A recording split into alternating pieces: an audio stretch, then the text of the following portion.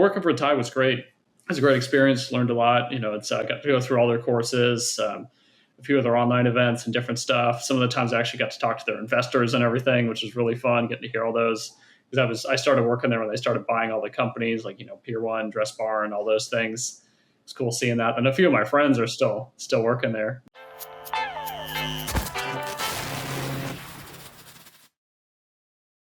All right, everybody, welcome to the pod. Today we have one of my dear friends, Ian Almasi. He is the CEO of Immigration Finder, one of my, close internet marketing friends who I know and love. And Ian, let's just jump into it.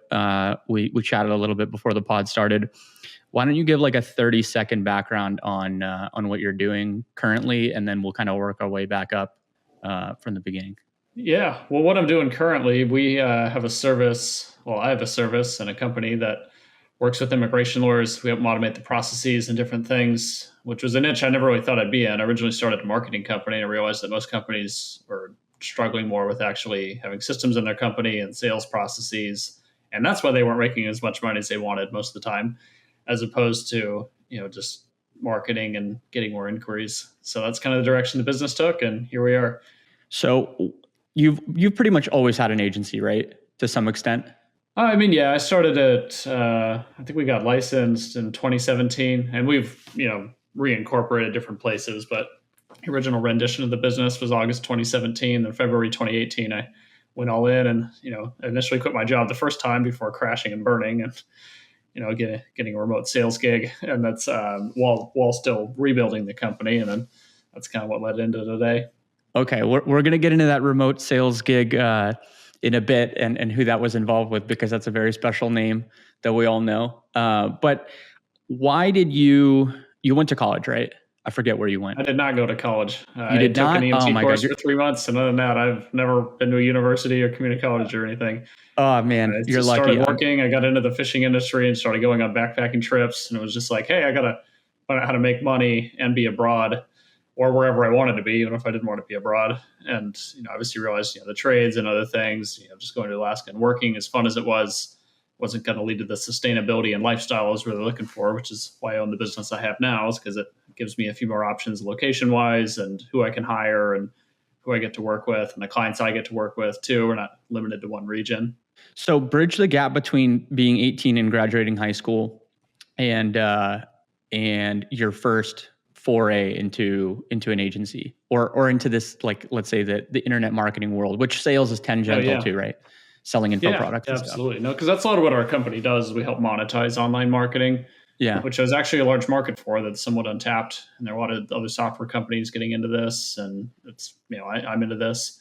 No, but overall, high school, when I graduated, immediately went to Alaska, started working. I always knew I wanted to own a business, just didn't know what or anything. I knew I would start. It wasn't just like some pipe dream. I knew at one point I was going to do that, but I'm always just kind of sought out experiences. So I always went for the jobs that were maybe just a bit more fun or had more adventure or had more to learn from the person that owned the company or people I worked with. And so, 18, graduated high school. Week after that, so I graduated high school, and then a week later to the day, I went to Alaska, and 2 days before that was my 18th birthday. That was when I went up there and worked. Got a little pile of cash. I felt like I was balling at the time, but now, of course we, make more money than that, in a very short amount of time. But at the time, it was a good thing. Got my life started. I was just 18, with a few $1,000s in my pocket. And then I came home, started working with tree services. And that was kind of where I learned. I had a really good boss who ran a very successful tree service, especially at the end of, the real estate crash in 2008. And on top of that, the guy had a great relationship with his wife, awesome kids, very well respected in the community. So I really learned a lot about that. Really looked up to the guy. And then total from start to finish, I actually worked for him for close to 7 years, even though I'd gone and done some other stuff in the midst of there. And after a few years, decided I wanted to go traveling. So I just went back to Alaska and worked, and then kind of did this big rotation between traveling to Latin America, going home, working for a bit, going to Alaska, and kind of repeat. And that was fun. But then I realized that, just making money and then spending all of it on adventures, as fun as it was not getting me closer to long-term goals. One of my goals is actually to have an Olympic swimming pool at my house, and that's certainly not gonna get me there. And so that's where the business started. Tai Lopez, was a very good internet marketer and targeted me with a webinar that I bought a course from. Got that, committed to it instantly, even though I didn't start the business right away. And was kind of the seed for this whole business and program I now have. So before we get into that, what were your goals at 18 and what are your goals now? Well, goals at 18 was, the thing is, I actually had a lot of dreams and ambitions, but I didn't have a lot of like tangible, hey, I wanted to have this, because I wanted my life to exceed what my expectations were at the time. And a lot of ways it hasn't, because I always kind of felt like I didn't actually know how good life could get. And so that was kind of the thing. So I always just focused on like what type of activity would I focus on to get to the next level, because I knew that what I could think at that point in time was not like what was actually available. And, now having met different people, and having different life experiences, you start to dream bigger and bigger with time. But that's kind of the thing. But, at the time I felt like it would be the bane of my existence to work on a computer, but now I love it because it gives me the freedom for things, because, that was the result I was looking for. And at the time, I didn't want to do computer work. I didn't barely even check my cell phone. I even let my minutes run out and not have it for a week. It was kind of that. And that was kind of the adventure then. Of course, now that I'm online, it's not really what I want to do anymore. That's kind of the thing. But I guess overall, to answer your question, Joseph, I always wanted my life to exceed my expectations. So I really didn't have a whole bunch of great, crazy goals. I just knew I wanted to travel, make money, have a great lifestyle, be around good people. And so I just kind of focused on what I needed to do daily to make that happen. What would you do? You talked about perspective and kind of broadening your horizons when you were younger.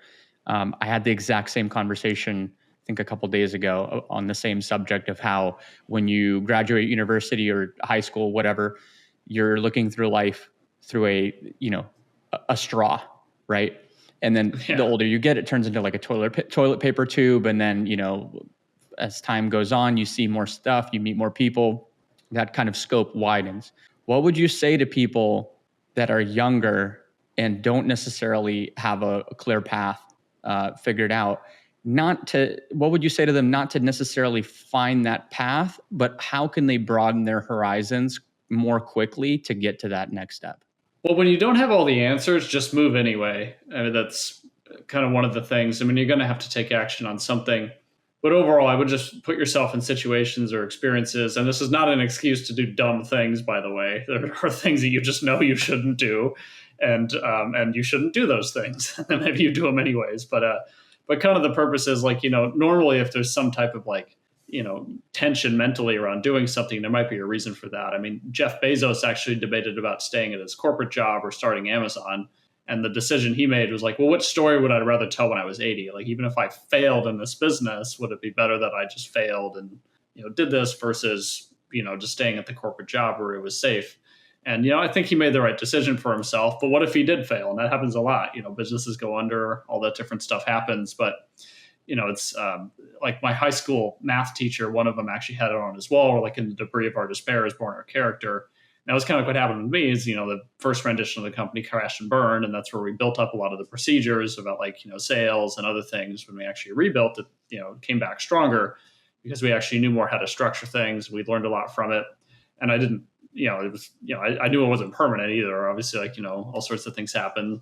And now that I have clients that have issues, I had a call with a client this morning that was telling me all these things about how, some of the people that have been working for them were stealing from them for a while. And they found out one of their employees started their own business and didn't let them know. And it had actually affected that because they stopped really bringing in revenue for the company that they were working for, to kind of realize that it's all about contrast and kind of those things. But I mean, getting back to the original question about actually kind of getting started and going, it's, you just kind of have to take that leap. It's, but overall, like, have a plan and, make it one page. Don't overthink it. Like, we actually wrote up a sales plan. We want to double the business by March 2024. And we wrote a sales plan. What I told myself is this must be under one page. It's like, that's it. I actually spoke to a lawyer once, because I had him reviewing a contract. And he was telling me in the '08 crash, they were saying that like, oh, we had to do all these real estate, like, I forget what it was, but there was some type of real estate reallocation because so many people lost so much money. And they said that like if the contracts were longer than one page, the amount of signups they got dropped from like it was 50 to 70% lower. So that's the same thing can happen to you when you overcomplicate things. Is you can actually end up making it worse for yourself. Whereas you may only need to have a few things like, if you want to start exercising, what can you start doing? You start doing push-ups and that stuff and all that. Or when you want to start a business, maybe all you need to do is, get one thing to sell that's really simple and then just start selling it to people instead of trying to take on every service and every client you possibly can, which is what I did when I started. And your next move came as a result of you basically perusing the internet, right? So that's kind of what led you to Tai Lopez. You probably got targeted online, by a particular pixel, right? Yeah. One too many landing page views. But tell me, like, what were you looking for previous to you getting hit by, you said you got hit by some of those ads, or you just like already found that landing page? Well, yeah, well, I'd already known who Tai was, and obviously just the whole internet marketing thing, you're getting ads on YouTube and, whatever. Back then I used social media more than I do now. Yeah. I don't really scroll too much online anymore because I like to stay focused. But overall, I mean, a lot of what happened is, I'd come back from a trip from Colombia, another similar situation, great trip, spent a lot of my money, still working in the tree service and everything. And I was getting to the point where I think it was 24, where I just, I knew it was fun, I enjoyed it, but, it was just time to start looking for something else. But I also knew that, that's my life wasn't really going to change if I kept doing the same things. And obviously things would change, but it was, like a lot of things would remain the same that I didn't want to. So I just come back from this trip. I was actually at my dad's house. It was on my laptop just doing that. I watched this webinar. I think the course was $1,000, and I think I had a little bit more than $1,000 at the time. Yeah, but that was kind of the thing. And then I ended up buying the program. And then I, just right when I bought it, I was like, all right, well, this is going to be my future. And I just committed to it fully. And then I ended up later working for Tai Lopez on a sales team after my initial kind of company rendition and crash and burn, because I didn't know how to run a business. And I don't want to act like it was horrible when it wasn't. I just didn't know how to run a company. It's not like anything horrible happened. There's not any crazy unethical thing. I just didn't really know how to provide services and sell them.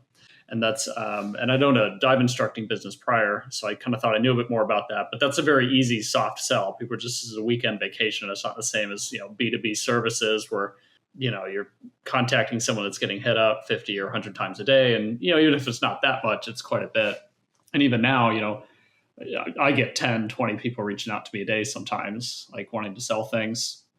But that was kind of a lot of it as far as like getting going. Is, Tai targeted for me. I went on the webinar, I did it. And then, obviously that guy has a lot of success and everything. But it was also just the fact that I saw possibilities. And so you don't always have to know like exactly how it's going to work. For me, as long as I see a possibility and something potential in there, like I'm gonna pursue something. And that's kind of what's got me where I am. Not that I'm anywhere close to where the finish line or anything, but that was kind of the idea. So you got to train yourself to actually see possibilities and opportunities and all that stuff.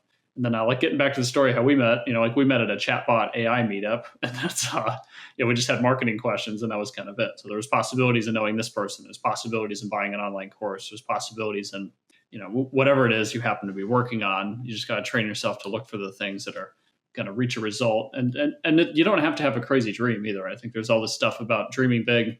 But I mean, maybe you just want to, like there's someone out there that started a business because they just wanted to make an extra $400 a month so they could just cover groceries and that stuff.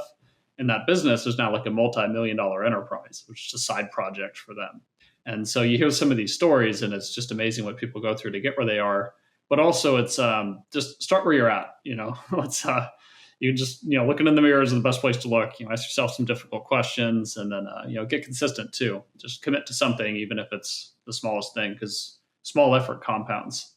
I think the low-hanging fruit, and this is what I tell a lot of people who are figuring out what's going to be their first foray. I think going to local meetups, if you have any, that are absolutely any kind of, not necessarily networking, like you don't want to go to those like crappy referral groups, like where you just have a bunch of like local like service-based people that are trying to trade leads. Those suck. But what you should do is you should go to like a AI Tinkerers meetup or a chatbot meetup or any kind of digital marketing. Like try to go where the digital marketing people are, because typically they have seen a lot of stuff. They touch a lot of businesses. And the best thing you can do is show up wide-eyed, hungry with a lot of questions. And odds are that somebody's going to sit down with you and be like, okay, like what are you interested in? Here's kind of like, they're going to broaden that horizon for you. And I think that paired with reading a lot online, which is exactly how you fell into your path or your next move at that time. The combination of those two things, of like local people telling you what's out there and then you reading up on it and going down online rabbit holes, like that is exactly how you're going to find your next thing. If you want to live, quote unquote, the laptop lifestyle, right? Or have some kind of online business where you don't have any kind of building office assets, anything like that. You could just run it off a MacBook Air for the rest of your life. So, and the team's remote and all that stuff. So anyway, I think that's spot on advice from what you said, paired with, going out and meeting people. I think just sitting at home and wondering what to do it's never going to get you anywhere. But to your next move that you made, which is to jump into the sales game, you hear a lot online these days of like, if you don't know what to do, get into sales. Is that something? And that's kind of a recent phenomenon that you hear about. I think at the time when we met, it was not as prevalent to promote that kind of next move. Do you recommend getting into sales, whether it's info products or just any kind of sales, to kind of build yourself up and get that first experience in? I would say, yeah, I didn't open a business with a lot of sales experience. And actually, when I opened, there was a period where I actually did 200 straight pitches and proposals with follow-up. And I actually gave them the quote and agreement and everything. And I didn't get a sale.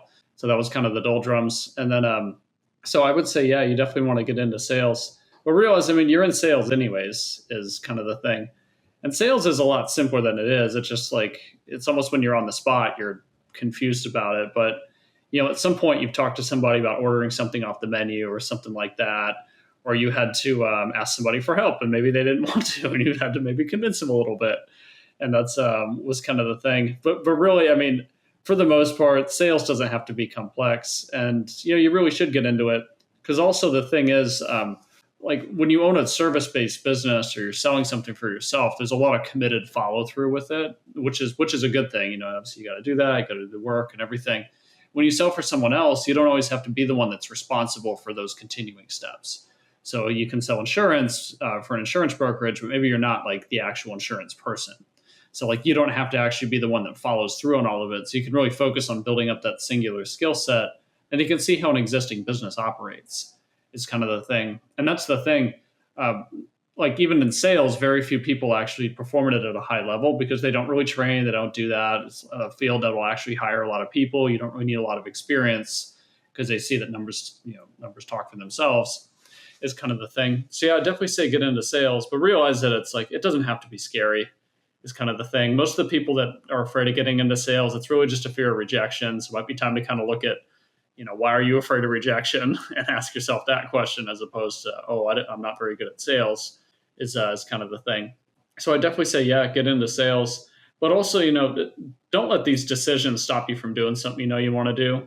Like if you really are passionate about the business and just want to get that going and don't want to work for someone else, that's fine. Just pursue that. There's nothing wrong with that. And then that's kind of the thing. But if you're going to be in business, you're going to have to sell stuff. That's you're going to have to talk to people about your services. You're going to have to send them, bids or whatever you're doing, depending on what you're selling. And that's the thing. And also when you're selling, one thing I didn't do at first is I was always kind of looking to find things I could do for other people. Whereas, I wish I'd just kind of said, hey, this is the 1-2 things we offer, and just kind of create a little packet for it and then sold it. So you can really productize and then scale it. But also if you're going to be in business, you want people to know you for doing something. And it doesn't have to be something super specific. Like we work with immigration lawyers, but you can be known as, they do, websites for local businesses. They do X, as opposed to they'll just kind of do anything they can get their hands on.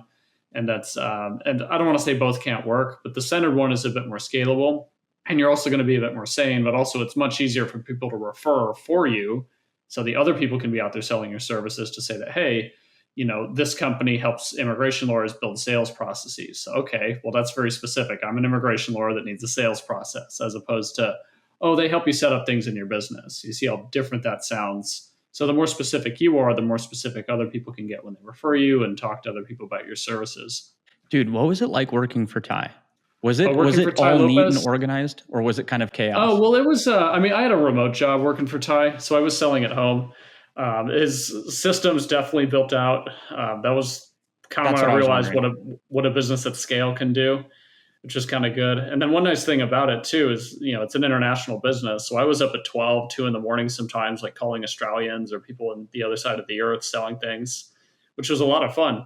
And it really kind of broadened their horizons on that side. But it also makes you realize how many leads a business can actually get and thrive with, or how scalable something can be. Then also it was just personal development city. It's like, you realize it's just that company is very much, it's an online learning company, but everybody in that business that I worked with was very much into like getting better and doing that. And everybody that lasted was there. But yeah, it was a good year and a half. And then, I was able to build my business, like while I was doing that, 'cause we made our own schedules as contractors. But overall, a lot of the systems we learned there was a lot of the things we adapted to now building the sales teams and then having a remote call team at one point that sold things for our clients. The structure, a lot of that came from Tai Lopez. Then also just the training. That's kind of where, like I said, I went through these 200 pitches and like really didn't do well in my business, but I was really kind of building up a muscle where like I was never afraid of cold calling people or getting rejected or sending agreements or following up. But then once I got into an environment where like, a lot of the people were like pre-seasoned and all that different stuff to buying things, and there was a platform for fulfillment, it was a place to excel for me. Although I wasn't the best salesperson there compared to how I was in the past, it was really high performance for me, as far as doing that. And then it really kind of made me realize how productized you can get, but that it's really not that crazy to actually productize things. And that you really don't have to have all the answers before doing stuff. I mean, one big thing with Tai Lopez is a minimum viable product. Just get something that you can take to market and sell that's still full enough that people will care about. That's kind of the thing. But now I realize, people will hire our company to literally set up Calendly for them, which is a really simple calendar app. And that's, and it's really simple. Whereas before I was looking for these huge build outs and stuff, but simplicity tends to win. But working for Tai was great. It was a great experience. Learned a lot. It's got to go through all their courses, a few of their online events and different stuff. Some of the times I actually got to talk to their investors and everything, which was really fun, getting to hear all those. Because I started working there when they started buying all the companies like, Pier 1, Dress Bar, and all those things. It's cool seeing Radio that. And Shack. a few of my friends are still working there. What was that? Radio Shack as well, right? It was a great experience. Learned a lot. It's got to go through all their courses, a few of their online events and different stuff. Some of the times I actually got to talk to their investors and everything, which was really fun, getting to hear all those. Because I started working there when they started buying all the companies like, Pier 1, Dress Bar, and all those things. It's cool seeing Radio that. And a Shack. few of my friends are still working there. What was that? And also just the fact is, he really wasn't in the company when I was working there. The business ran without him, and it was his personal brand too. It was the thing. It was he was actually on hiatus doing the company buyouts and everything. And making content. And it was a good, yeah, exactly. And that was kind of the idea. But you realize that business can be pretty turnkey when you keep it simple and you have something people want. But you just got to focus on replacing yourself. And then really, at the end of the day, you're not as important as you think you are to your business. People want whatever they're paying for, which is usually not you. And so, they want the result. And whether the result's online courses, some type of marketing service, you can really get it out there. Yeah, they might buy because of you and the goodwill that you've built with your content per se. But at the end of the day, they want the outcome. Yeah, exactly. But you look at all these big businesses, Chase Bank, there are people that are running it, very successful company. There's, look at how many 24-hour fitnesses are there. I mean, McDonald's is run by a bunch of teenagers pretty much, at least on the floor level, of actually doing these. And they succeed because of a system. I mean, one company that actually hired us was like, oh, I want my law firm to run as well as a poorly run McDonald's as being just run by teenagers. And that's, it kind of put my head into the frame. It's like a bad McDonald's is still like in the upper echelon of how well a business can run. And that's like and maybe not the comparison you want to make if you have an artisan service or product or anything, but really it's true. It's in, hundreds of countries, it's all over the place. It was all formed in kind of less than 1 century too, which is another important thing to kind of glean on. Is all that. But once again, don't overcomplicate it. It's kind of the thing. And then you're going to have to do a lot of work too, which is the other thing. It's obviously the internet marketers are selling on case studies. I definitely wasn't one at the beginning. I wasn't making any money. I actually quit my job, went all into my business. I didn't know how to sell. I wasn't really consistent. I thought it'd be, no problem. I'll just get a few clients. I'll be making some money. I'll be able to do what I want. And that's the exact opposite of what happened. So it was pretty well chained to it when it all started. So I had a question come to my head. When you were working for Tai, you guys had more leads than you knew what to do with, right? Quite a bit, yeah. Then there's a database too. Yeah, I think all those people that buy courses are in the database. Mm-hmm. And that was kind of the thing. And then, me working there, I was always more willing to call, older inquiries. And then, I had more of a cold calling background than a lot of other people because I started my business towards the beginning, cold calling real estate agents. which I did not realize was probably one of the most difficult sales to make. It's other than cold calling consumers who literally have no reason for you to call them. So, but that was kind of the thing, is I was never afraid of kind of getting out there. But I just kind of dug in deep. But also that's kind of where I built up that muscles, because as people got laid off or, they left for whatever reason, there was actually more of opportunities for me. And then because I built up these skill sets of selling things to people that have purchased stuff 5 years ago instead of 5 minutes ago, it made a big difference for sure. Where did most of those leads come from? Was that from his personal brand and people opting in, or was it all online? Ads? Yeah, online. But was there a specific channel that outperformed the rest of them, or two? Well, I didn't really see that because I wasn't on the marketing side, but you could definitely see that because there were chunks where people would come in. I mean, 3, 5, 10 sales would come in a minute at some points, and you could tell that like a webinar was running or just other stuff. And they'd be from all over the world too. You'd see from Switzerland, India, the US, wherever, all buying in like the same amount of time. But really, that's how scalable the world can be. And maybe not everyone has the ambition to make like an enterprise, course platform that's custom like that. But there's a lot of things that you can get out there on, like teachable and simple stuff. And a lot of people would be happy getting a sale a day. And so it's definitely possible out there. But I mean, there's someone that won the 2 Comma Club award with ClickFunnels that has a funnel that like teaches moms how to breastfeed. So there's definitely a niche for something people will pay for. And I'm pretty sure it's a dude. It is a dude. It was a young dude too. Is the other thing, that didn't have kids. So it wasn't like, it didn't have to be your demographic. Like, I went to an event recently, and one of the speakers out there was like, oh yeah, I've started all these fashion brands and I've never worn my clothes up until a few months ago because I made stuff that other people liked. I never made stuff that I wanted. And that was like an interesting concept. Of course it's true, but no one really cares what you think when it comes to what you want to buy. You got to care about what other people think and really, focus on what their perspective of thing is. Let's talk about that. And I want to get into what you're doing and how this all relates. But something that I used to struggle with a lot was totally misunderstanding the total addressable market out there, right? Sometimes you think like, oh man, if I could just get 10 clients, if I could just get 20 clients, I'd be so happy. But then you realize like the actual amount of potential clients you can get is in the tens of thousands, depending on what your niche is. Yeah. Right. And somebody might think, like you work specifically with immigration lawyers, right? That is like, it's in your name. Yeah. It's very specific. Immigration Finder. Yeah, immigrationfinder.com, everybody. If you're an immigration lawyer, we'll put that plug in there swiftly. But anyway, Ian does really good work and his success rate is pretty substantial. But how did you ever have that problem where you started before Immigration Finder, it was Pilchuck marketing, right? Digital marketing? Yeah, I mean, that company technically still exists, and then Immigration Finder's the DBA, but yeah, it's not operational. Yeah, we just started I started a service agency. Didn't know what I wanted to do. Just knew it was the direction I was going to go. But that was kind of part of it. I've always been kind of an adventurous person who just wanted to kind of take risks and see what was out there. Did you ever have that kind of mindset of where some would call it a scarcity mindset of like, man, how am I going to get clients? How many clients are there even to get? Absolutely. Yeah. Yeah. No, like lack of self-belief, lack of confidence, like how'd you overcome this that? Would work. Well, in a lot of ways I haven't. Everybody has some degree of doubt, and that's kind of the thing. Obviously we're wanting to grow. We're not a massive business yet, even though we're doing what we're doing. But overall, I guess overcoming it, how I'd say overcame it is that, I focused on actually having something that people want was kind of the thing. And then really you focus on acquisition and actually meeting new people out there. But it's, overall, as far as overcoming that goes, the big thing is you kind of have to throw out the keys. You have to kind of, not give yourself a way out a little bit.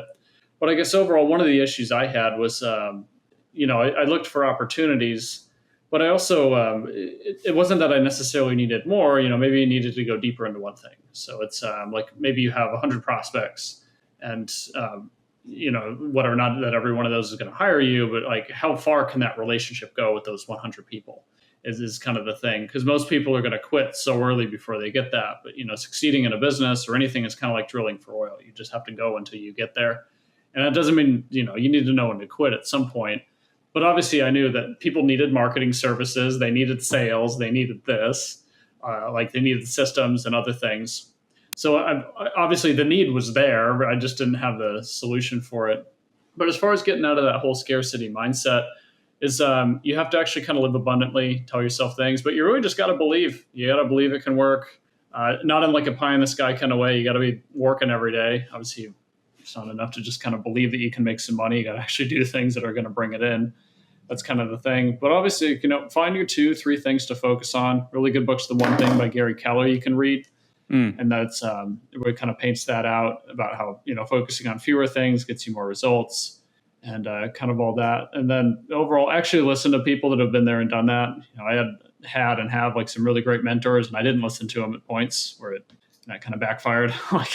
So that's kind of the thing. But also, changing yourself involves doing things that, that don't always make sense to you. Like it may not make sense at some point to make a decision a certain way, but that's why you ask for help. So if someone that, has something that you want in life, be it in their personal life or be it in, business or with their health or with their relationships in life, their marriage, whatever it is, you may have to do some stuff that doesn't completely make sense, but you just have to realize, this person cares about me and they have the results I want, or at least along the lines of what they want, or along the lines of what you want. And then that should be enough to kind of quell that for you.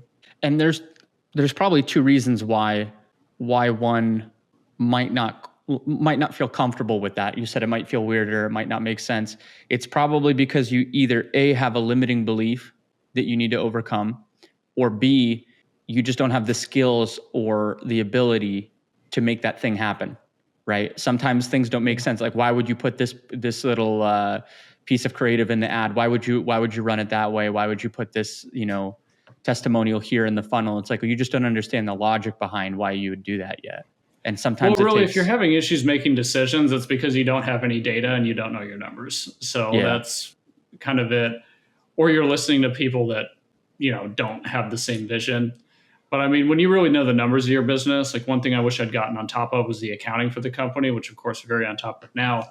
That's kind of the thing. Because if you're having issues making decisions, you don't have enough data or you're not focusing on it. Mm-hmm. And there's a lot of ways to make data work for you. But also, you realize like maybe you're reaching out to businesses. You're like, oh, I'm doing all this work and not getting any money in. But, one online course I took said that they do 18,512 pieces of outreach to get one client. So as you sending your 10 Facebook Messenger messages, anything compared to what they're doing is they're doing the same amount of the same things at such a high volume that they have to get a result from it. Mm-hmm. Is kind of the thing. But just kind of that. And I'm not saying you have to do that, for example, but that's just kind of something to actually see what's really going on. Well, I mean, you look at people that exercise, for example, it's maybe you want the body another person has, but it's go ask them what they're doing. It's that's a very honest interpretation of kind of how stuff works. But overall, as far as kind of getting consistent goes, you're going to need to get consistent at something, and don't overthink it. It's really simple. Obviously, just I started, my first clients came from doing a Facebook post that I learned in like an client acquisition program I paid $500 for. And then that ended up, I was like, oh, this isn't going to work. And then it ended up some people that I already knew that were in my contact list that I were friends with. These weren't strangers. They were like, oh, hey, I actually have this company I started that I didn't really know about or wasn't paying attention to. And then they became my first 2 clients. Well, one became my first client. One was a trial that gave me a testimonial that led to more clients. And then the other thing was I just started blasting out messages on Facebook Messenger, and it was very simple. So as opposed to kind of thinking exactly, oh, how do I do all this online marketing and get clients like this? It was just a very simple thing. And granted, we don't have any of those clients anymore. This was a while ago, but one of them's still a really good friend. One of those clients I signed from that era. So that was kind of the thing. But overall, you just got to get in front of the game is kind of the thing. But start looking at people that succeed in anything. The success principles aren't the same, are all pretty much the same. There's, usually they're proactive. They get stuff done. They're focused on developing themselves. They believe in a future that no one else can see. That's kind of those things from there. And for the most part, successful people have a good attitude. It's like if you have a good attitude, you're going to sell stuff to people. That's kind of the thing there. So, say somebody that's listening already has a business or an offer, but they are now starting to do some kind of client acquisition activity, right? What are the top 5 or the first 5 client acquisition channels that you'd have them try? Well, the first thing is you got to be tracking your numbers. Like just track how much, like if you're sending cold email, if you're sending Facebook messages, if you're going door to door, track that. If you have a funnel online, track how many visitors you have, opt-ins, how many people book calls or whatever's in the funnel. So you got to have your numbers because like data is how you make good decisions. It's, gut instinct is there for a reason, but as far as the internet marketing game goes, it's a numbers thing. There's kind of a mix of like, you can be creative with all the other stuff, the design and the funnels and that, and test those things. But the reality is, if a green button gets you more leads than a red button, the green button wins. And that's kind of the thing there. And I don't want to act like you have to be super data driven, but just get a few simple things that you're going to track and pay attention to. And then you also want to be careful about confirmation bias, which is like, don't just get it in your head that one thing means something else. Because you might, for example, just start running an ad and get a sale immediately and realize that, oh, this is a really good ad. But you have to get enough data and information to realize like what's an anomaly and what isn't. So that's kind of the thing. But as far as acquisition channels go, one thing I would focus on, think of where your target market is, but also what are you going to be consistent with? Like I'm consistent on LinkedIn. I never log into Instagram. And if I do, it's just to research a business. Pretty much, or sometimes I go on there to look at old photos, but that's like probably once every year or two. So kind of the thing. And then, so just kind of think, what are you actually going to be consistent with? Like not maybe what's the best channel, but like, what are you going to actually do every day is kind of the thing. And that's, and there are a lot of people that start businesses just from going to networking events.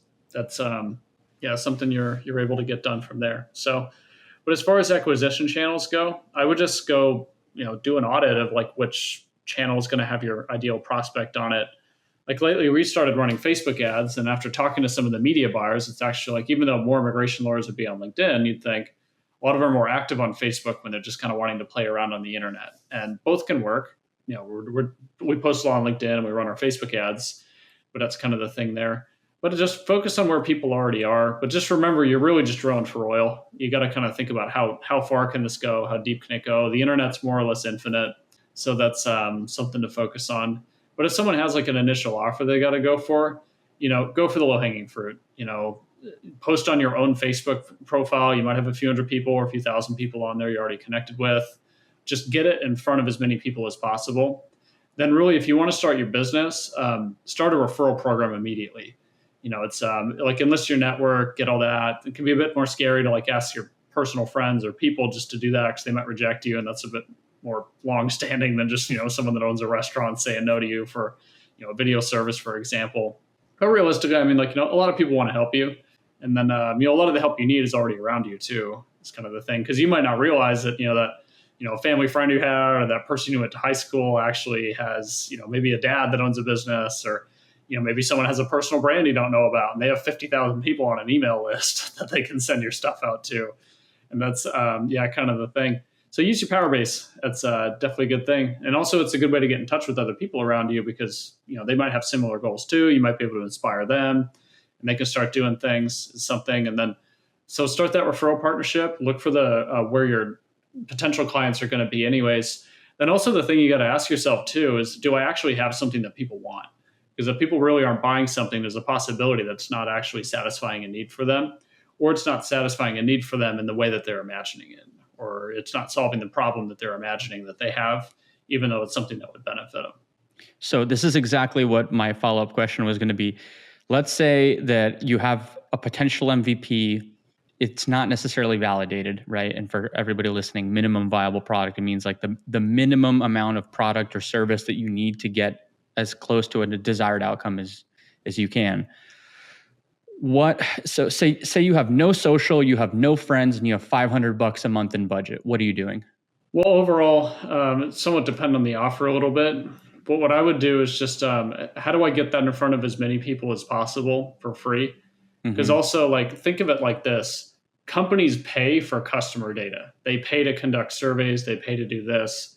So if you can actually give something to somebody and collect viable data, actually have them fill out a form, record a video, explain it, tell them why your product sucks is kind of, if it does, let's be honest, some products aren't any good. And that doesn't mean you have to quit or anything. And so that's that. But if you have that $500 or anything, just think about what's the closest and most available way to get in front of people that would potentially want this. So overall, everybody kind of wants a clear-cut solution, but just actually look at the resources you have. you may feel hopeless or anything, but just about everybody went to high school. Everybody lives somewhere. And so that's something. They have tools like meetup.com, which is, I think, kind of how we met, Joseph, is that you probably have a gym or some grocery store you go to or something you can do. There's probably a local restaurant you've been to before where you could maybe just ask them to put up a flyer or be like, hey, do you mind if I just host an event here? I'm going to see if we can get like 5-10 people in the door that can do that. Maybe that restaurant's interested in whatever you're doing too. So, I mean, this kind of leads back to more of the fact is you got to be a possibility thinker.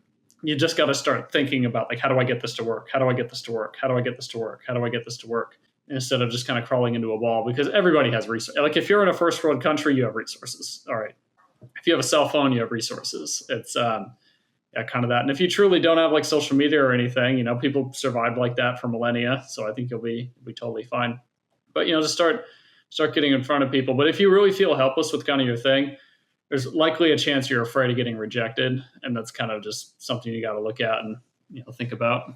Yeah, I think for anybody listening to kind of understand your offer and how to pitch it, especially with what Ian's saying of like going, like if you leave the house, you can literally walk up to people and ask them, what do you think about this offer? Yeah. And that's multi-level marketing right there. There are multi-billion-dollar businesses that are thriving with that model.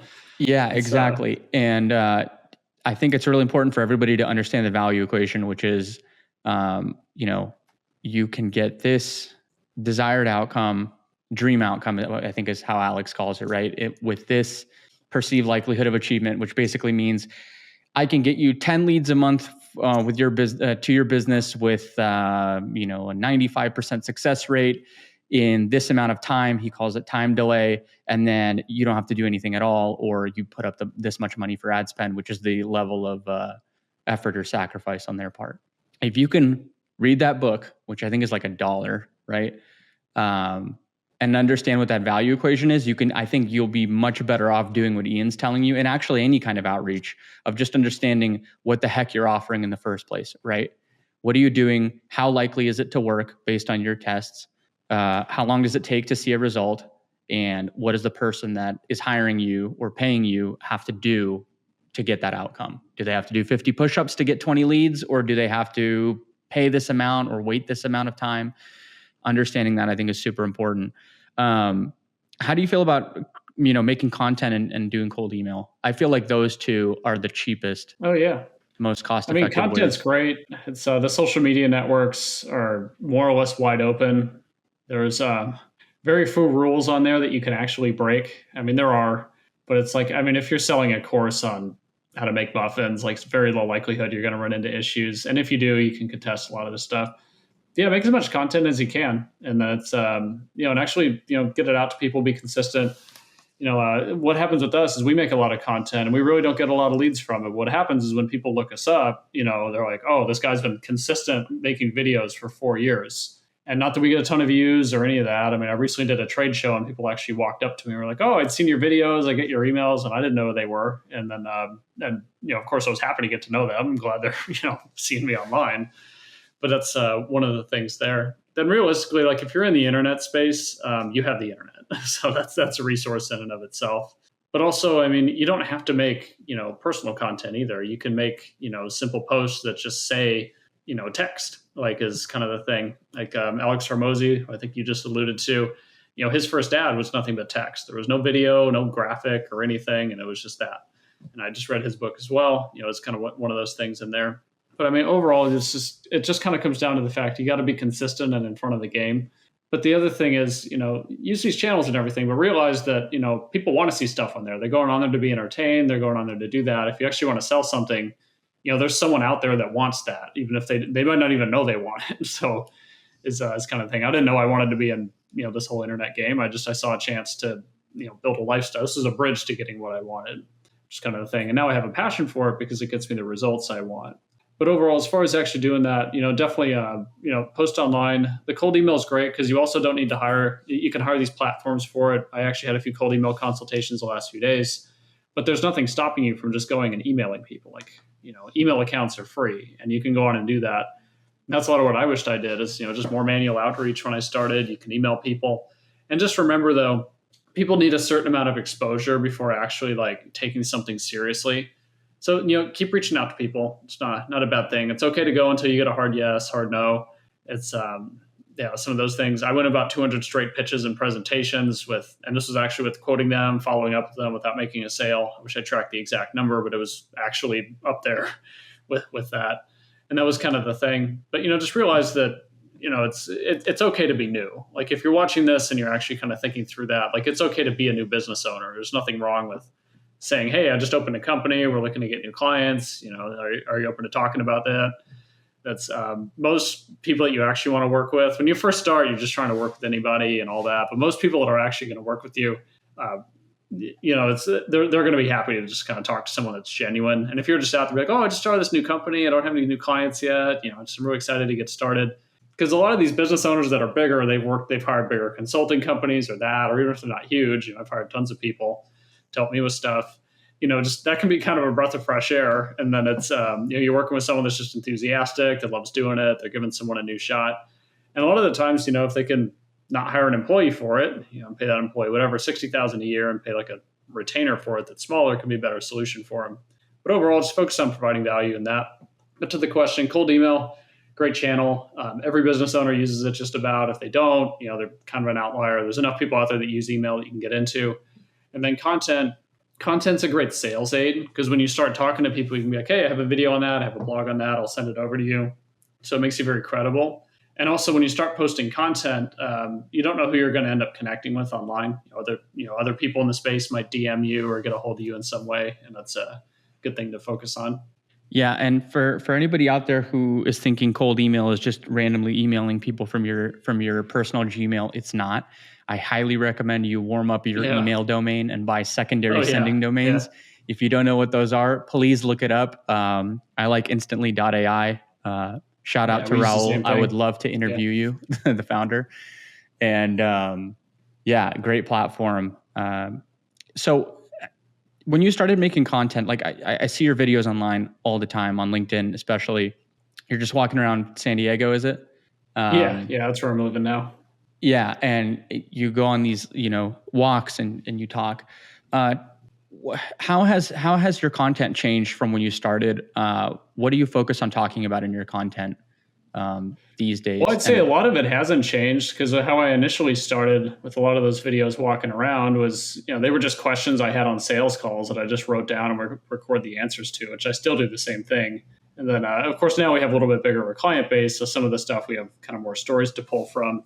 But there's that. And then, but really not a lot's changed. It's, if you look at it a few years ago, it was really similar.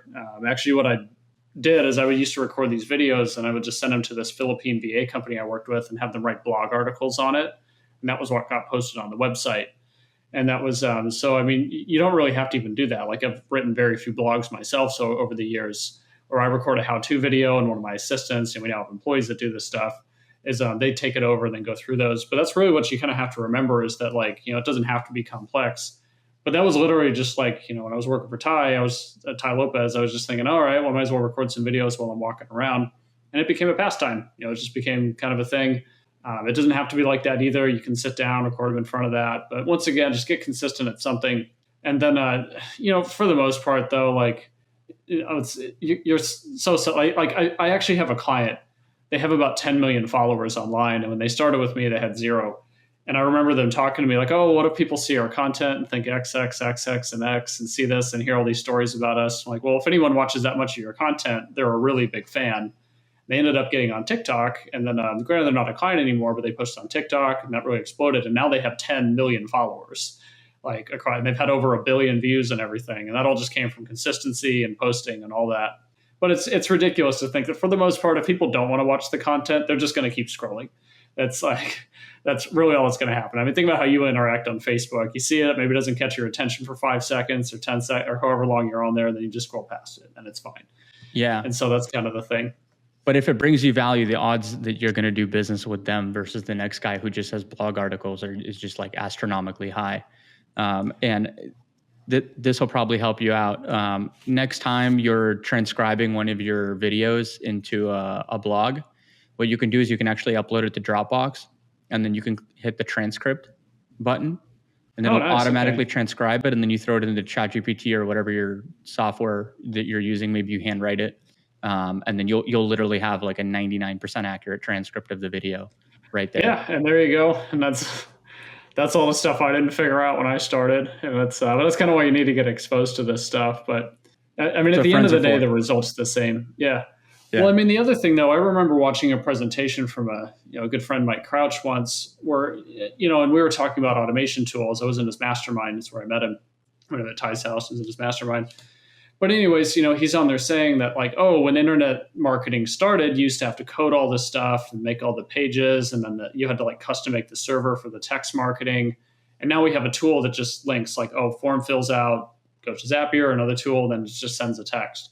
But just remember, the end result's the same. Whether you code everything and have a nice, like, impeccable website, that equals, whatever result that is. In this example, is a text message of that thing, where it's like text marketing is, instead of setting up a server and coding it in and all that, the text was there. So just remember, like, that end result's what matters, and look for a better way to do it.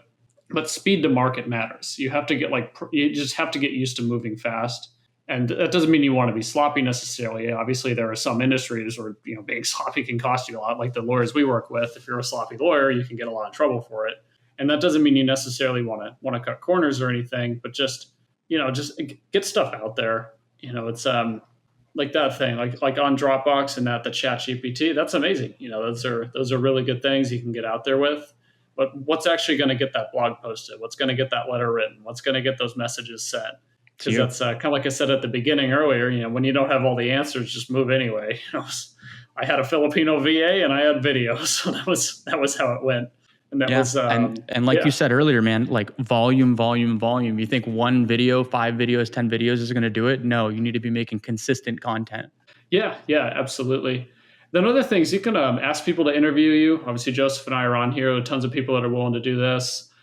You can get on there and just start talking and then just chop out certain sections. And also don't, if you're not wanting to be on video, you can do the audio route too.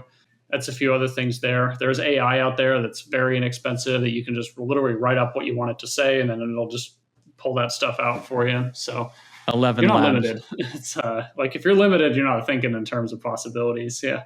Yeah. Check out 11 Labs for anybody that's interested in what Ian just said. All right. 11 Labs. Yeah. Yeah. So what's your offer currently? So, I mean, the main thing we do is we help build sales procedures for immigration firms, which is mostly monetizing their online content and or building their sales team. And then if they are legal production procedures, not that we do legal work, it's like we help with their project management and the staffing side of it. So getting the firm very well oiled to where it's consistent and productized and templatized is a lot of what our firm does. But mainly it's the building out the sales team or sales process or training the team, which is kind of one unit. Then there's the actual legal production, like the administrative side of getting all those things up for an immigration firm. And there are some few things in between, but those are the main things. Do you want to increase your sales from current leads, or do you want to process your cases more effectively and faster? It's or with higher quality, or maybe you just want to take on more cases, but you don't want to actually work more hours wise in the day. And so that's a lot of what's out there. And that's what our company focuses on. And what kind of outcomes are you guys getting for your clients? Well, the outcome depends largely on the firm. I mean, one firm hired us because they wanted to pick up their kids at 2 p.m. from school. That's obviously that woman was looking for a bit different of result than another client that wanted to get to having $5 million a year in gross revenue, and they were currently at 300,000. So it's the results are a bit different, but overall the results are specified. But generally, the goal is to grow by about 20-30% in the first 3 months to a year or so. But it really kind of depends.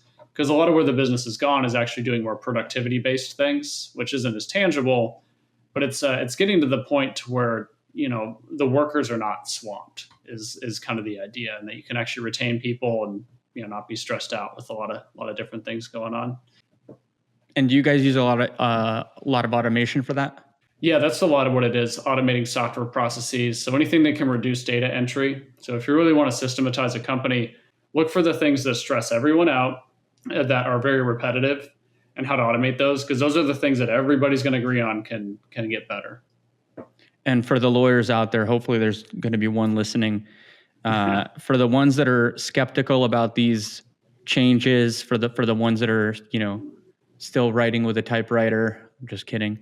But, I'm sure you've run into a lot of objections where people are like, I don't know, like I have to retrain my whole team and this and that. What would you say to them? And then what would you say to the people that are using like case management softwares? Like, is there any room for improvement for them? Kind of a the underlying workflow you have will always dictate the success. I mean, I talk to businesses that have a spreadsheet, but they're just so efficient. They have everything documented and that's it.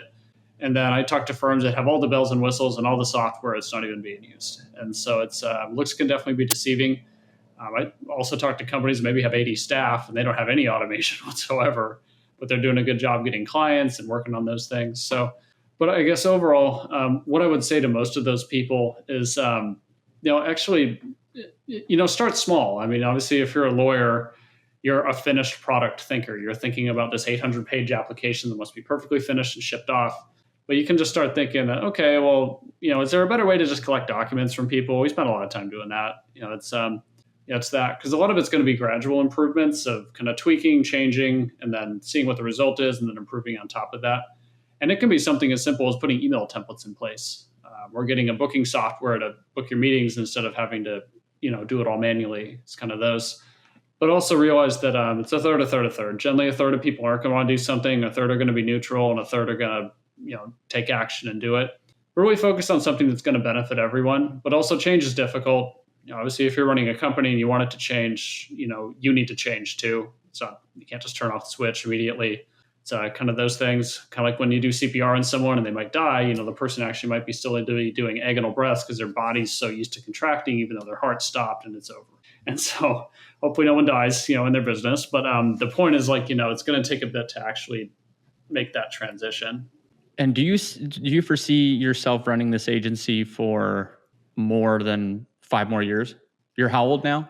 I'm 31. Okay. Yeah. Is this for everything? So really, I don't know. I do want to get it to where the company is sellable, but I want to get it to where we have that option to kind of see what I want to do, because obviously I do have some lifestyle goals. That's as far as it goes. And then, other things too, though, is I want to get to the point where the business provides a lifestyle to where I can actually think about, hey, what do I actually want to do, instead of just, I have to wake up and go to work kind of thing. And that's really every business usually starts out with nothing. It's for the most part, not to say there aren't companies out there that, people might be backed or have some income or have a prior business that they could start off with, is kind of the thing. But that's that. But yeah, I could see it running this for another 5 years, but I'm not going to let the business run me though, because I am looking to have a company that provides a certain lifestyle. So whatever the result is in 5 years, definitely don't want to be tied to it is one thing. And then that's also what we do for law firms. And so you got to remember to do for yourself what you do for clients, like whatever that result is, if it's something you could benefit from. But, we're helping build automated firms so people can have more time, all that, and, I'm doing the same thing for my company as well. What was your biggest constraint when you first started? And now after X amount of years, like what's your biggest constraint today in the business? Well, my biggest constraint was I went on a trip to Hawaii and just came back and told my boss I was done working. And then I told him I was starting a business and everything. But overall, I'd say I didn't really know how to manage myself, which is something. And if you just have a job, you're watching this, you don't know if you want to start a business, get really on top of managing yourself, do things when you say you're going to do it, wake up when you say you're going to do it. It's, don't get distracted when you're doing things. If you say, hey, I'm going to eat dinner at 6, eat dinner at 6, it's kind of those things, because what you're doing is you're building up this structural mindset for yourself. And it doesn't mean you have to be a slave to all these things, but reality is do you actually want to go to bed at a decent hour and get enough sleep? That's going to come down to planning. I recently did a time blocking productivity training, and that was a lot of what was in there was, were those things, is actually being disciplined with yourself. So there's Managing Oneself by Peter Drucker, definitely a good book to read for people that want to do that. But the big thing is I really didn't know how to manage myself, and how you do anything is how you do everything. If your house is a wreck and disorganized and all this, it's likely your business is not going to be very organized and all that. So get that stuff out of the way, get the clutter out of your life, and then just kind of go for it. How do you do that though? Because I feel like a lot of people, and we've all been there, I'm not going to speak for you, but I'll speak for myself, where you're really anxious to get some kind of outcome. You don't necessarily know what to do.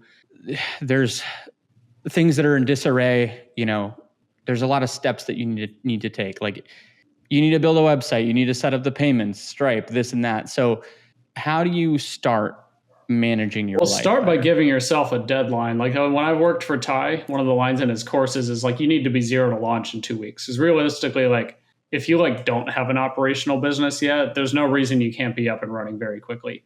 I mean, there's so many softwares you can buy. You can pay someone $100 online to make a software. Go on my YouTube channel. I have a video about how to make a website for free on Growth Tools, which is a free tool, with an email list and an ebook giveaway. And the videos, I don't remember how long, but 20 minutes or so. So literally within the hour, you can have a website up and going instead of hiring someone to make you a huge website that's going to take 3 months. That's that right there. But you got to get into that minimum viable product mindset, because the thing is, like, business owners start and they want to build a website, but then no one's going to go to the website when you start. You have no traction, nothing. Just get something up and going, something to give them. Google has a free business site thing if you just want to use theirs. So get operational. And that's the thing, though, is keep the overhead down. Don't just spend all your money. Remember, you're not just doing this. You're not, well, I don't know what they're doing, but start a business for a purpose, and that purpose is usually to make money. You got to focus on bringing in cash when you first start. That's and you just got to get, if you have some limiting beliefs around money, you got to get over that, because like you're going to be in business, you got to be focused on bringing in money all the time. But if it's mutually beneficial, you don't have to feel gross about it. You have something people want, you have something that can help people, and will really change their life. What if you're incredibly lazy and you still miss your 2-week deadline? What do you do then? Because there's plenty of people that set that first deadline. They're like, okay, this weekend. And by the way, there's no excuse based on what Ian said, and I totally agree with him. There's no excuse that you could not start a service-based online business, or even local. Just the ability to share your offer, share social proof, take payment. There's no reason why you couldn't do that in a day, let alone a weekend. There's just today, there's just no excuse. And you don't need to hire anybody, and all the information is on YouTube. You're only as good as you are at asking the question of how to do that thing. Yeah. Or as bad. So what if someone's kind of behind the mark on everything? Well, one thing, don't beat yourself up. I mean, it's like none of this business stuff has anything to do with your self-worth. So if you're just sitting there bashing on yourself because you're not working on things, just you got to get over that. There are definitely deeper underlying issues if you're just constantly wailing on yourself in your head. So so that's one thing there. Don't beat yourself up about it. But I'd say if you really miss a deadline, ask for help. But maybe ask for help from people that maybe aren't who you would normally ask. Because there's definitely something or someone you can ask. Like if you get into Facebook groups, you can ask questions. You can go to Meetup, ask questions. I mean, for example, I literally have a YouTube video on how to make a website, an ebook, and connect it to MailChimp for an email list. And you can do it in under an hour. And, if you took your time watching it, it might take you 2 or 3. But that's kind of the thing. But also it's a question to ask yourself is, do you actually want it? Or is this just like an idea? And that could be maybe you do want it, but maybe you're not willing to be uncomfortable to go get it. But also you got to do an inventory of who you're listening to also, because not everybody's going to really, the other people you might talk to might be insecure about things, and they might project that onto you or be a little afraid. I had a conversation with someone recently, or my grandpa, for example, he really wanted to be a singer, but his parents came over from Hungary with him. He was born there. They were like, oh, we didn't come to this country so you could just be a singer. Like you need to become like a professional. And he became a lawyer, and that was always kind of something that irked at him. But you realize that, life rewards people that just take risks. So that's kind of the thing is that. And then overall, if you're really kind of missing all this stuff and like the deadlines aren't happening and all that, maybe it's not the time to do it for you. I mean, obviously, when I bought Tai Lopez's course, it was quite a while before I actually finished it and actually started the business, even though I knew I wanted to. Like I bought the course in April of 2017. I got licensed in August, and then I quit my job in February. So that was a 10-month turnaround. I didn't even watch the program for 4 months, even though I knew it was there. So I can definitely relate to that. But also the thing is like, you got to get consistent in something.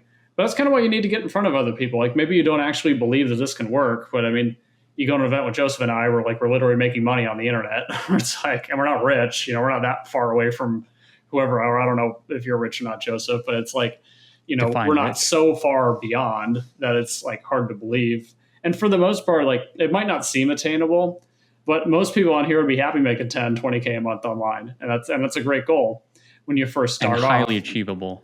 Yeah. And that's the other thing. It can seem a bit far off, but honestly, like, now, like I spend more than 20K a month on my bills, sometimes more than double that. So It's so that's just that kind of contrast you need to get around, but you need to get around people that have that different mentality.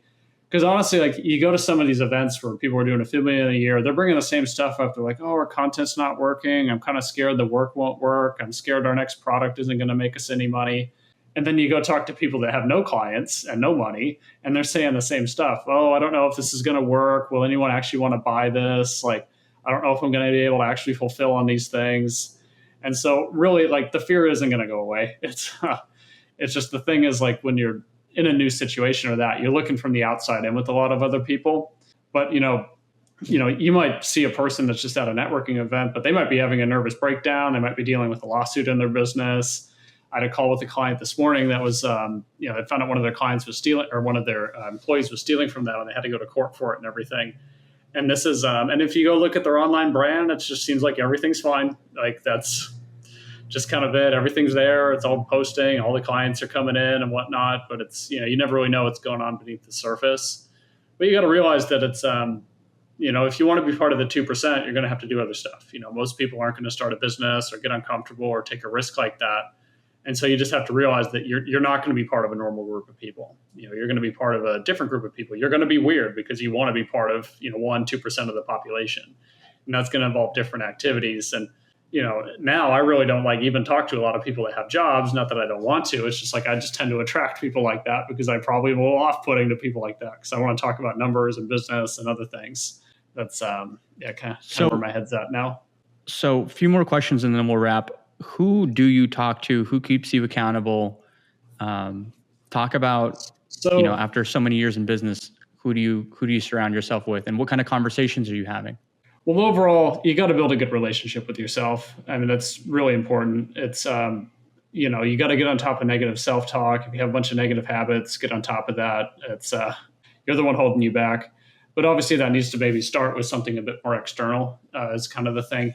And especially if you start with no money, I mean, you might kind of feel like, oh, maybe I shouldn't go to that, coffee event because I won't be able to buy anything or whatever the story happens to be. So, but that's kind of the thing. But just realize you become what you think about most of the time. But as far as getting around other people goes, there are tons of Facebook groups you can get on, free calls. Don't just get lost in the sauce, though, and all the minutia and everything. Be very intentional. I actually use an app to block my Facebook feed. So I just log in there, check the groups I'm in, and then get off. And that's what's that called? I need that. Newsfeed eradicator. Yeah, newsfeed eradicator. Yeah, I've used it for like 5 years or so. Okay, I actually I didn't see my Facebook feed for about 3 years, and I still don't see it very often. I'll probably go another year or so before I check it again. And so that kind of thing, because realize like these tools are very vast, but also these online marketing platforms, which is what social media is. They're there to make money. And they make money from people scrolling and seeing ads. So you may have to put some systems in place to protect yourself from getting distracted. But the other thing, kind of like what we were talking about a bit ago, Joseph, was how do you get around these people? Well, one thing is imagine you're walking up the street and then you see a guy who is just, he has a bunch, there's two guys. They both have a bunch of material in their yard and they're building a deck. And one guy's sitting on his porch complaining about drinking a beer, talking about how no one will help him, and he's mad, and he needs to get this deck built, and no one will help me. I'm not able to do this. And then the next guy you see clearly doesn't know what he's doing. He's going to cut his leg off, but he bought a bunch of equipment. He's trying to cut it up. He messed up all the wood he bought. He has all these supplies and everything and doesn't know what to do with it. The person that can help you is going to help the person that's going to hurt themselves. And not the person that's complaining. So you got to also get to the point where you're doing enough for yourself to attract people, which is probably why I've been able to attract mentors, because I was doing it anyways. I didn't care if anyone, supported me or if I could find people, and not that I didn't want to, but it was, that was kind of the mentality. But getting around people, it's, you can probably meet a lot of people. Just post on your Facebook page if you have, or your Facebook profile, but hey, starting a business, does anyone have any tips for me? And once again, it's not always going to be comfortable to hear. You might get some stuff where it's like... some people will roast you for that comment. Yeah, exactly. But you might also hear they might roast you in a good way, though. It's like, all right, man, well, you're having troubles getting to the gym every day. I find it hard to believe you're going to be able to actually make any money or do what you say you're going to do. Yeah. And so, but to be honest, maybe that's what you're going to hear. Like if you actually don't have the discipline to get in your car and drive 15 minutes to something you already pay for, it's... do you have the discipline to accept, $3,000 from somebody and do something. And that's, kind of the whole character building thing. So you got to realize that it's like a good mentor is not there to like make you comfortable or make you feel good. Not that they won't, but they're going to make you feel uncomfortable because the truth hurts. And so that's kind of it. But people really want to help people who are trying. And I think that our mutual, Vlad, right? Vlad McCartumian? No, I don't think so. He's going to be on the pod next week. He runs a SEO agency in Seattle, and he networks better than anybody I know ever. And his advice is always, if you're trying something, reach out. If you're going to network with somebody, don't just ask them for the proverbial coffee meeting. Go tell them what your problem is, and they will like to see that you have a problem, because they can actually give you an actionable piece of advice. Actionable, there's that word again. And help you get through to that next step. Exactly like you talked about with the guy with all the tools in the yard and just trying to figure it out. Because if you just reach out to somebody and say, I don't know what to do next, it's different. Well, you got to get into the idea of thinking of solutions. Like, how am I going to solve this problem for myself? And that's what like a mentor or somebody could help you going to hear. It's like, oh, I'm really having issues with getting clients. So we're going to kick in some cold email. We already started. Because that's something you can work with. But if someone's literally just there griping and helpless, that's that. But also, a lot of people act helpless because they just want sympathy. They don't actually want a solution. They like being victimized. It's and they might not even realize they're like that. But that's just kind of a thing. Because I don't know, when it's easier to justify your behavior when you're hopeless. So that's some of the things. And for somebody who wants a template for that, if you're reaching out to somebody, you just basically just say, hi, first name, here's what I'm doing. Here's what I've tried. This is what I'm trying to accomplish. Do you have any feedback? That's a very clear path for the person that you're reaching out to, versus like, hey, I don't know, I'm trying to do this. I don't know what to do. It's too open-ended. They don't have enough. They have too many options in terms of their response, and they don't have time to think through that. You got to make it as simple as possible. And just realize when you're starting your business, the risks aren't always as big as you think they are. But realistically, like, focus on keeping the overhead down and making money, and not in an unethical way, of course. It's kind of that. But, just really focus on your margins. What I did is I just wanted to build the business really quickly, get that. Didn't equal a lot of liquidity when I started, which, is now something I'm paying for now, literally, because we've never been a super profitable business, even though we make money. But there's that, all that side of things. But just really focus on that. But really, you only need to focus on 2 or 3 things. And it's not that crazy. And really, hearing the words no isn't that bad. I was actually journaling about it this morning, where it's like, just don't be afraid of hearing no. And really, none of this rejection is personal or anything. They're just getting, people are just getting their things in order and all that. And then also the thing is, if you really are starting this and wanting to get clients, you got to be committed long term. Most people aren't going to take you seriously at first. You're like, oh, you just took an online course and then you're getting going. You got to prove to them that you're like, going to do that. Like, how many people say, oh, I'm going to get in shape on January 1st, and they quit 2 weeks later. Be that person in March that's still going to the gym, if they can see that. Like a client we signed recently from a conference, he actually told me that, oh, I thought you were, and he didn't say this then, I met him 2 years ago, and I followed up with him. I was like, oh, I thought you were just getting started and too little of a startup to hire you then, which wasn't the story he told me. But we actually had a bigger team size then than we do now. Not that the business was bigger back then. We just had different service with our call service we were offering, staffing. But that's just kind of the thing, is like, you have to be in the game long enough for people to take you seriously, but that really comes down to having a commitment and not really giving up. And also, like, learn how to manage your time. Like, that was the thing I really learned at Tai's is, my business, I was actually able to run it in a few hours a day or a few hours a week because I focused on building systems while I worked there. And that was one of the things there is like, if you have a job, that extra 2 hours a day you can put towards it, put that extra 2 hours a day towards it. That's fine. Like, you probably want to run a business in 2 hours a day anyways, so you can have some freedom. And that's kind of the thing, because Parkinson's law states that things will take as much time as you give them. And if you don't know how to manage your time, stuff's not going to go well. What do you want people to take away from this episode? Just go do something with it. I usually ask people, like, what are you going to actually do from all this? And often it's like a wide-eyed stare. But, commit to a few simple things is something. Then just realize also, like, you'll be pretty sad starting a company or doing new stuff. You may not relate to a lot of people that are in your life currently after you start the business or get going. And maybe that's true. Maybe you really want to get to the next level of the business, and you're already kind of at like a stage where I am, doing whatever we're doing. Or it's like you want to get to that, but you have to realize, what's kind of that new identity to go after. But also, you just have to be obsessed with developing yourself. That's start reading, start doing that. It might not seem like the best use of time, but it's definitely is. There's a reason why Warren Buffett and Bill Gates read all the time. But overall, just get started, get consistent, and then set a launch date for yourself, and then just do nothing but focus on sales and simple fulfillment, because that's the thing. Just get a very simple thing to sell to people that solves a simple problem. Even if it's something that's $100, you can go set up people's Google My Business listings for $100. Then that'll get you some momentum and everything. Really, really simple. And then all you have to do is something that's very clear and templatized that can benefit a lot of people. Awesome, man. Well, I wanted to thank you again for coming on the pod. Where can people find you so that they can follow you? Our website, immigrationfinder.com, is one way. LinkedIn's the platform I'm most active on, so head over to there. Look up me, Ian Almasi. I think I'm the only one. You should follow me, add me on there. That's probably the best way to do it. And then you get to see the content and everything. Not that I have a huge brand, but the brand actually brings a lot to the business just because, it's a value there. And there's really not a lot of people that do what we do for the industry we're in. So it makes it unique. Dude, that's awesome. Thanks again. Yeah. Really appreciate it. Absolutely, Joseph.